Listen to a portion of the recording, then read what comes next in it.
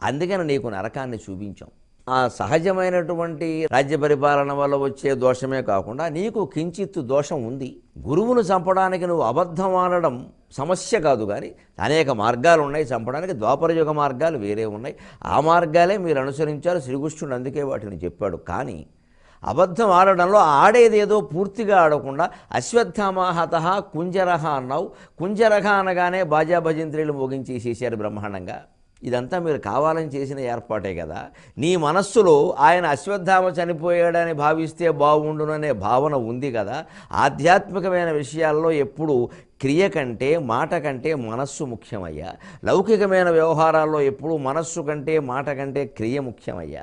అందుకని నీ మనస్సులో ఉన్నది గురువుగారు దీన్ని నిజమని భావిస్తే బాగుండును అనుకోబట్టే కాబట్టి నీకు ఈ మాత్రం పావుగంట సేపు నరక విహారం తప్పలేదయ్యా అన్నాడు. ఇదండి ధార్మిక రహస్యం. ఇది కూడా ఒక్క మాట నేను ఇక్కడ చెప్పాలి. నేనే ఇదివరలో ఒక సందర్భంలో ఎప్పుడో వ్యాఖ్యానం చేసేటప్పుడు ధర్మరాజుకి రాజ్యాంతే నరకం ధ్రువం అనడం వల్లనే నరకం చూపించారు, కానీ గురువు సందర్భంగా అబద్ధం ఆడినందుకు కాదు అని అన్నమాట పొరపాటే, నన్ను మన్నించండి. నేను ఎందుకు అన్నాను అంటే తిక్కన గారి భారతం చూడడం వల్ల అన్నాను. అప్పటికి నేను మూల భారతంలో ఈ ఘట్టం ఎలా ఉందో చూడాలి.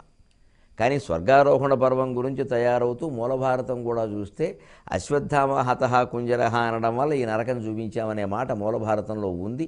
అది పాఠాంతరంగా కూడా లేదు, విజయవాడ వారు వేసిన దాంట్లో స్పష్టంగానే ఉంది.